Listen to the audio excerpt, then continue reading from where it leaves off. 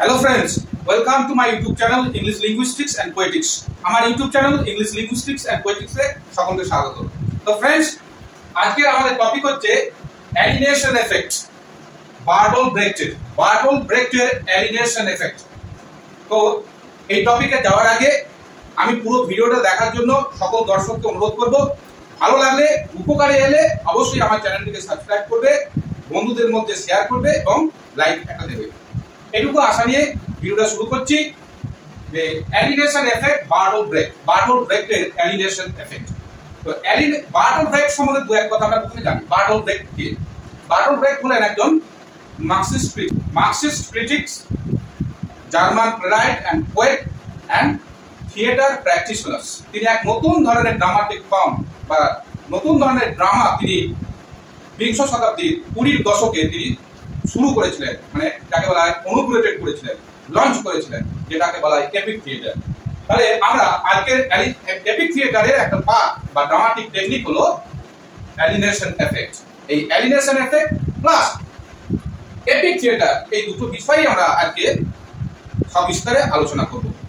তো প্রথমে alienation effect, এটা হচ্ছে English translation of the German word Herfriedungs effect। Herfriedungs effect এর ইংলিশ ট্রান্সলেশন হলো alienation effect। এছাড়া it is also called aesthetic distance। এর আরো নাম আছে, alienation effect এর আরো নাম আছে, aesthetic distance, distancing effect, defamiliarization effect, estrangement effect, V effect। এই V effect নামটা অর্থাৎ Herfriedungs effect বানানটা একটু লক্ষ্য করতে হবে, এই জায়গাটা এফেক্টেড, নট সিটি কেটি। এই ভি এফেক্ট এটাকে অ্যাব্রিভিয়েটেড করেছেন ফ্রেডরিক জেনসন, আরো একজন অন্য আরেক মার্কসিস্ট ক্রিটিক্স। তো এস্ট্রেঞ্জমেন্ট, অ্যালিনেশন কথাটা মানে হচ্ছে separation, division, estrangement, partition, detachment, detach করে দেওয়া। আমি এটা বলতে চাইছিলাম, এর যে রুট Bertolt Brechtের যে alienation effect, এই যে তিনি যে এই যে ড্রামাটিক টেকনিকটা উদ্ভাবন করলেন তার এপিক থিয়েটারের জন্য, তিনি সেটা কিন্তু পেয়েছেন ভিক্টর শকলভস্কি যে ডিফ্যামিলিয়ারাইজেশন যে কনসেপ্ট সেখান থেকে। যাই হোক, বা estrangement effect, but it defamiliarization device to estrangement device to Victor Shklovsky is alienation effect to Bertolt Brecht। তিনি যে এসেতে Bertolt Brecht যে এসেতে এই alienation effect কনসেপ্টটা সম্পর্কে বা ড্রামাটিক টেকনিকটা সম্পর্কে তিনি বিশদে আলোচনা করেছেন, তার সেই এসেটার নাম হলো alienation effect in Chinese acting 1936 published. এবং তার সমস্ত নাটকেই তিনি alienation effect অ্যাপ্লাই করেছেন, প্রয়োগ করেছেন। তার মধ্যে উল্লেখযোগ্য নাটক হচ্ছে Mother Courage and Her Children, Life of Galileo, The Good Person of Sichuan, The Good Person। তিনি সমস্ত নাটকে এই alienation effect, এই ড্রামাটিক ডিভাইসটাকে, টেকনিকটাকে অ্যাপ্লাই করেছেন তার এপিক থিয়েটার যে সমস্ত নাটকগুলো রয়েছে এপিক থিয়েটারে। তার মধ্যে উল্লেখযোগ্য যে নাটক আমি তিনটে নাম বললাম, একটি হলো Mother Courage and Her Children, Life of Galileo and The Good Person of Sichuan। Next, alienation effect বিষয়টা কি?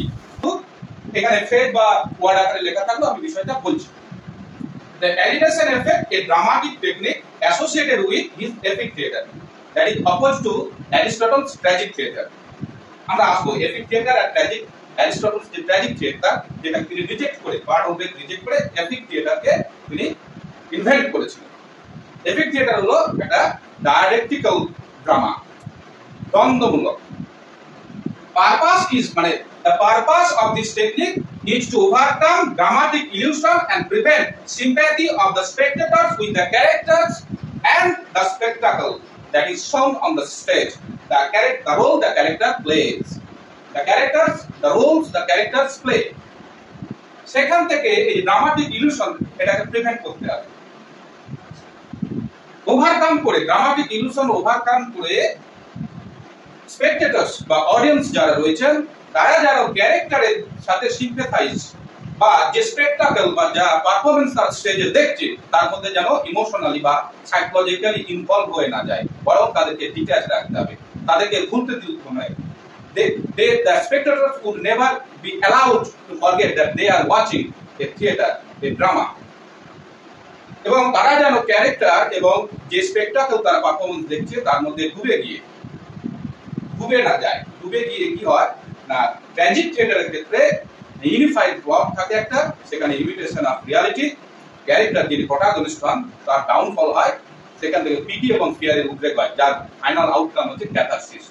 তখন তারা একটা জাজমেন্ট করতে পারে না, তারা সেটাকে natural, the world is like that or things are like this, এবং সেটা ইউনিভার্সাল ভেবে নেয়। কিন্তু যেটা দেখানো হচ্ছে সেটাকে পুরোপুরি প্যাসিভলি অ্যাকসেপ্ট না করে বরং তো সেটাকে ক্রিটিক্যালি জাজমেন্ট করতে হবে, যেটা দেখানো হচ্ছে সেটাকে রিজন দিয়ে বুঝে নিতে হবে। সেটার কথাই তিনি বলেছেন, rather actively criticise and oppose the ideology perform in the play. সেটা প্যাসিভলি ইউনিভার্সাল এরকমই পৃথিবী এটা না ভেবে নিয়ে বরং তো অপোজ করতে হবে, ক্রিটিসাইজ করতে হবে যে আইডিওলজি প্রেজেন্ট করা হচ্ছে প্লের মাধ্যমে, বুর্জিস আইডিওলজি যেটাকে বলেছেন রিয়ালিটি, মানে ট্র্যাজিক থিয়েটারের ক্ষেত্রে কি হয় না, বুর্জিস যে রিয়ালিটি সেটাকে প্রেজেন্ট করা হয় এবং সেটাকে ইউনিভার্সাল থিম করে চালিয়ে দেওয়া হয়। এইটা থেকে বেরিয়ে আসতে হবে, বরং তো সেটাকে ক্রিটিক্যালি জাজ করতে হবে। তার জন্য তিনি অ্যালিনেশন এফেক্ট, এই ড্রামাটিক টেকনিকটা তার এপিক থিয়েটারের যে সমস্ত নাটকগুলো রয়েছেন তাতে তিনি প্রয়োগ করেছেন। তো অ্যালিনেশন এফেক্ট কিভাবে অ্যাচিভ করবো আমরা, মানে সেটাকে how can we achieve that alienation effect in place, তিনি কি পন্থা বলে দিয়েছেন, উপায় বলে দিয়েছেন। The alienation effect can be achieved in various ways, and of which these are the prominent ones. এগুলো হচ্ছে উল্লেখযোগ্য। The episodic plot, tragic, Aristotle's যে ট্র্যাজিক থিয়েটার তার যে প্লট, যে ইউনিফাইড প্লট, মানে একটাই প্লট থাকে, কিন্তু এখানে এপিসোডিক প্লট বলছেন তিনি, টুকরো প্লট।